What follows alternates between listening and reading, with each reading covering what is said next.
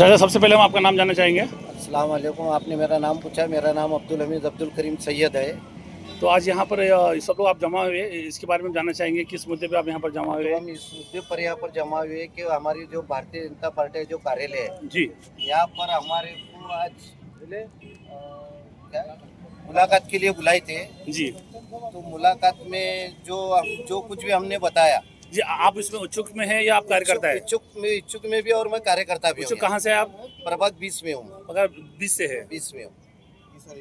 20 और 21 में हूँ। तो हम ये आपसे ये सबसे पहले ये जानना चाहेंगे, जो 20 और 21 से है आप, हाँ। जो वहाँ के ऑलरेडी जो नगर सेवक थे, जो पिछले 7 साल से नहीं हुआ इलेक्शन जो थे, तो वहाँ का क्या विकास हुआ, वहाँ का क्या काम नहीं हुआ, आपके जरिए क्या काम होगा जो उन्होंने नहीं किया, सबसे पहले ये जानना चाहेंगे हम। इंशाल्लाह आपने बहुत सही जवाब पूछा मुझे। इसका जवाब आपको मैं ज़रूर दूंगा। हमारे प्रभाग भी पहले 21 था, अभी 20 हो गया। प्रभाग जो 21 में कुछ काम हुआ है, कुछ जगह पर काम हुआ है और कुछ जगह काम नहीं हुआ है।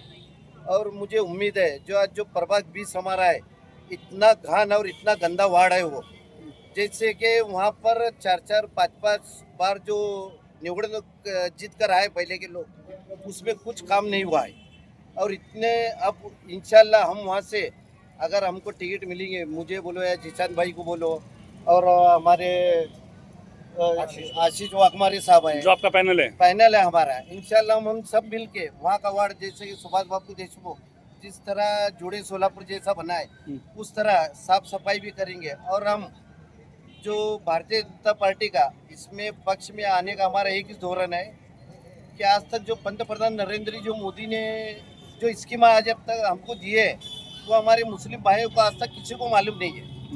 हम खास इसके लिए परवेश उसमें इसके लिए वैसे कि हमारे जो देवेंद्र फडणवीस साहब है और जो हमारे सुभाष बाबू देशमुख, मनीष भैया, इन्होंने इतने अच्छे अच्छे स्कीम जो केंद्र से लाए। हमारे मुस्लिम भाइयों को सिर्फ इतना मालूम है, 1500 रुपये और 5 किलो अनाज, और एक हार्ड का एक 5 किलो 5 लाख का इतना ही, और उसकी सिवा कुछ फायदा ले रहे नहीं। क्योंकि हमारे भारतीय जनता पार्टी में इतनी अच्छी अच्छी योजनाएं है, हमारे मुस्लिम भाइयों को आज तक किसी ने बताया नहीं।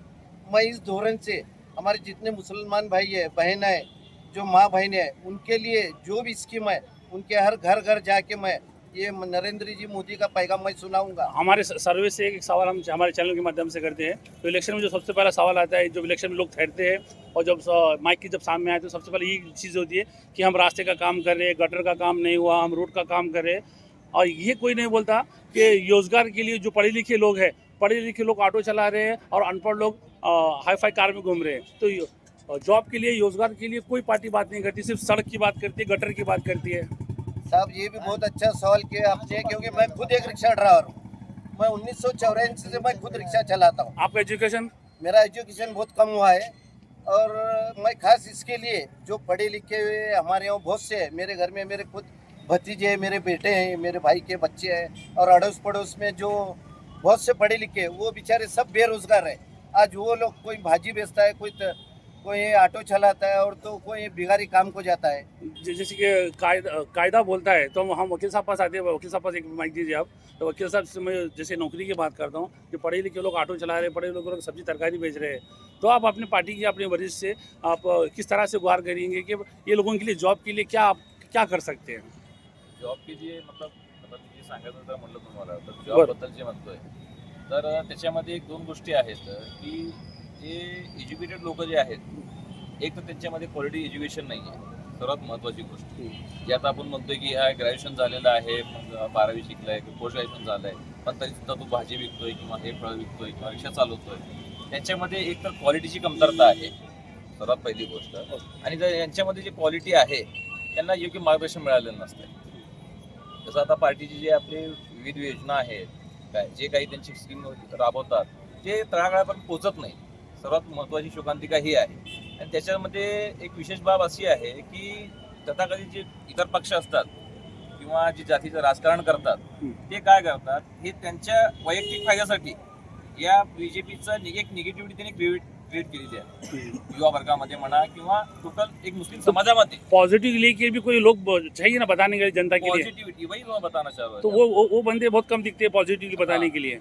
अभी एक्चुअल में अगर मैं आप जब बात कर रहे हैं, मैं बोल रहा हूँ आपको जी। कि एक चीजें हैं कि जैसा कि एक क्या बोलेंगे उसको, जो बोंगे का जो बंद हुआ है, जी बोंगे का, अब इसको ये लोग क्या करते हैं, जाति का जो राजकारण करते हैं, ये लोग क्या करेंगे आपको ये बताएंगे कि बोले आपकी मस्जिदों के ऊपर ये अत्याचार हो रहा है, अन्याय हो रहा है। जी एक्चुअल में ये चीज उनको बताना जरूरी है कि ये सार्वजनिक लेवल पर ये काम क्या है, उसकी अहमियत क्या है।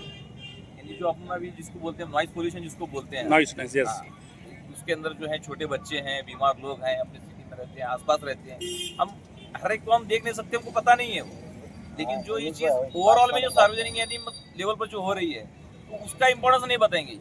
हालांकि वो जो बीजेपी का जो मतलब अभी जो सरकार ने बंद किया है, ये ऐसा नहीं कि सिर्फ मस्जिदों का बंद किया है, नहीं है कल धार्मिक संस्था के टोटली किया है। हमारी मालूमात और जनता की मालूमात के लिए आपको सवाल कर रहा हूँ, जो मस्जिदों की जो आवाज़ जो अजान बंद नहीं की गई है, उनको एक लिमिटेड टाइम दिया गया दिया है है। उसका। नहीं, हाँ उसको उस तरह से गलत तरीके से प्रेजेंट करते हैं ना लोगों के सामने, तो फिर वो चीज वहीं पर चली जाती है कि भाई ये बीजेपी जो है मुस्लिमों के खिलाफ तो बस एक ये ऐसा एजेंडा कर जो हमारे सर्वे में जो जनता है जब ये चाहती है कि भाजपा पार्टी में अगर मुस्लिम लोग भी है तो ये इसके लिए आप सही गाइडलाइंस करें जनता को। हमारा इसके अंदर मेन जो अभी इंटरव्यू में भी हमको यही पूछा गया, तो उसमें हमारा एक मेन एजेंडा यही रहेगा कि पार्टी जो है किस तरह से पॉजिटिवली काम कर रही है, और पार्टी का जो मेन एजेंडा है कि ये जाति के ऊपर मतलब राजकारण करना या फिर ऐसा कुछ नहीं है। इसके अंदर सार्वजनिक लेवल पर जो हर एक के लिए सबका साथ सबका विकास जो हमारे मोदी जी बोलते हैं, उसके हिसाब से ही काम हो रहा है। ये लोगों के अंदर इसकी जागरूकता लाना और निगेटिविटी जो भी उनकी खत्म करके उनको ज़्यादा से ज़्यादा पॉजिटिविटी उनके अंदर लाना, ये हमारा काम रहेगा।